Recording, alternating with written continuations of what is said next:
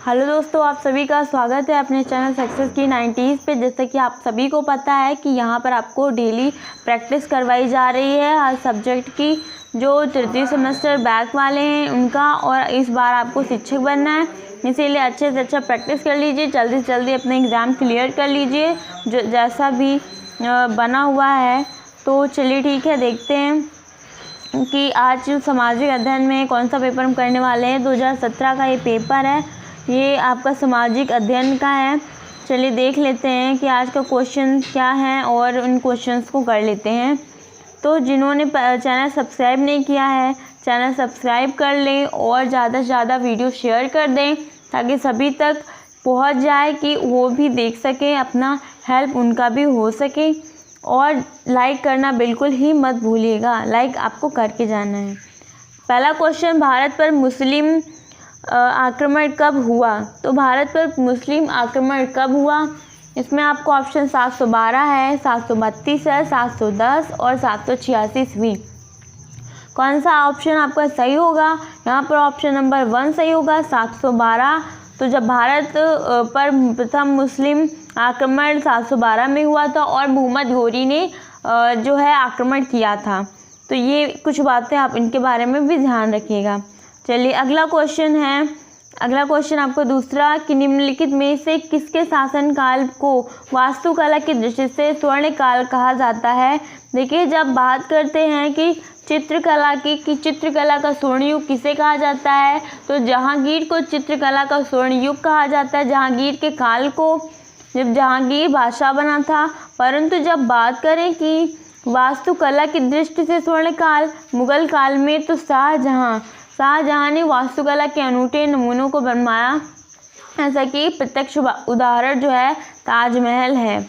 अगला क्वेश्चन देख लेते हैं। हमारा तीसरा क्वेश्चन है कि मोहम्मद बिन तुगलक ने अपनी राजधानी दिल्ली से कहाँ स्थानांतरित की? देखिए, पहले राजधानी दिल्ली थी, लेकिन मोहम्मद बिन तुगलक ने उसको देवगिरी दौलताबाद में स्थानांतरित कर दी और फिर बहुत ज़्यादा लड़ाई दंगे हुए और बहुत सारे सैनिक उसके मारे भी गए थे।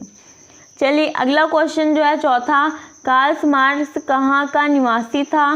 कार्ल मार्क्स कहाँ का निवासी था? उसका जो कार्ल मार्क्स का जन्म स्थान है, जो जहाँ पर कार्ल मार्क्स का जन्म हुआ था, वो आपका यहाँ पर देखिए दिया है। Number 1 Germany, number 2 France, number 3 रूस और नंबर 4 इटली। यहाँ पर राइट आंसर होगा कि जो जन्म स्थान है उसका जर्मनी था, वो जर्मनी का था। परंतु आपको पता है कि कार्ल मार्क्स की जो मूर्ति है, प्रतिबिंब है, वो जो है वहाँ चाइना में बना हुआ है। परंतु यहाँ पर आपका आंसर कार्ल मार्क्स का कहाँ का निवासी था? तो 1 नंबर आपका ऑप्शन सही है, जर्मनी का निवासी था। चलिए थोड़ा सा आपको और देख लेना है कि जो प्रथम विश्व युद्ध की समाप्ति कब हुई। देखिए, प्रथम विश्व युद्ध 1857 में शुरुआत हुई थी, परंतु जो इसका जो समाप्ति है वो कब हुआ था? ऑप्शन आपका दिया हुआ है 11 नवंबर 1916, 11 नवंबर 1920, 11 नवंबर 1922, 11 नवंबर 1918। तो यहाँ पर आपका ऑप्शन नंबर 4 सही है, 11 नवंबर 1918 को प्रथम विश्व युद्ध की समाप्ति हुई थी। अगला क्वेश्चन है कि राष्ट्रपति राज्यसभा में कितने सदस्यों को मनोनीत कर सकता है? देखिए, ये क्वेश्चन ऑप्शनल भी आया था, लीनियर भी फिर से यहाँ पर आ रहा है, परंतु ये लीनियर वाला आया था। यहाँ पर देखिए ऑप्शनल दिया गया है। आप लोग यही प्रीवियस ईयर का पेपर करते रहिए, इन्हीं के जो मुख्य बिंदु हैं उनको पढ़ लीजिए एक बार, उन्हीं में से क्वेश्चन आएगा, क्लियर है ये। यहाँ पर ऑप्शन आपका सही है 12, राष्ट्रपति राज्यसभा में 12 सदस्यों को मनोनीत करता है। इस समय कितने जो हैं राष्ट्रपति 12 सदस्यों को मनोनीत करता है, और ये सब आपके ऑप्शन यहाँ पर गलत होंगे। चलिए देख लेते हैं। हमारा छठा 7वां नंबर का क्वेश्चन है कि प्रधानमंत्री की नियुक्ति कौन करता है? नंबर 1 संसद के दोनों सदनों की संयुक्त बैठक द्वारा, नंबर 2 राष्ट्रपति द्वारा, नंबर 3 लोकसभा का अध्यक्ष और नंबर 4 राज्यसभा का अध्यक्ष। तो कौन सा ऑप्शन आपका सही होगा? ऑप्शन नंबर 2 सही होगा, प्रधानमंत्री प्रधानमंत्री की नियुक्ति राष्ट्रपति करता है। अगला क्वेश्चन यहाँ पर देख लेते हैं, लोकसभा की सहायता के लिए उम्मीदवार की आयु कितने वर्ष की होनी कम से कम नहीं होनी चाहिए? कितने वर्ष से कम नहीं होनी चाहिए वो आपको बताना है। तो लोकसभा की सदस्यता पाने के लिए जो उम्मीदवार है उसकी आयु यहाँ पर दिया है 24 वर्ष, 21 वर्ष, 18 वर्ष या 25 वर्ष। कौन सा आपका सही होगा ऑप्शन? यहाँ पर ऑप्शन सही होगा 25 वर्ष, चौथा ऑप्शन सही है। आपको पता है लोकसभा की जो उम्मीदवार है उसके लिए आयु सीमा 25 वर्ष होनी चाहिए कम से कम, परंतु राज्यसभा के लिए जो आयु सीमा है वो 30 वर्ष की होनी चाहिए, 30 वर्ष की होनी चाहिए, और लोकसभा के लिए 25 वर्ष की होनी चाहिए। चलिए अगला क्वेश्चन अपना देख लेते हैं। अगला क्वेश्चन आपका 9वां नंबर होगा। सर्वोच्च जो है न्यायालय के न्यायाधीशों की नियुक्ति कौन करता है? सर्वोच्च न्यायालय के जो न्यायाधीश होते हैं उसकी नियुक्ति राष्ट्रपति करता है। ये एकदम क्लियर आंसर है, आप लोग को याद रखना है। शेख सलीम चिश्ती जो चिश्ती का मकबरा है वो कहाँ बना हुआ है? बहराइच में, फतेहपुर सीकरी में, कि जौनपुर में, कि अजमेर में? कहाँ बना हुआ है? बहुत ही प्रचलित है और ये जौनपुर में नहीं अजमेर में बना हुआ है। चलिए, विश्व मौसम संगठन का मुख्यालय कहाँ है?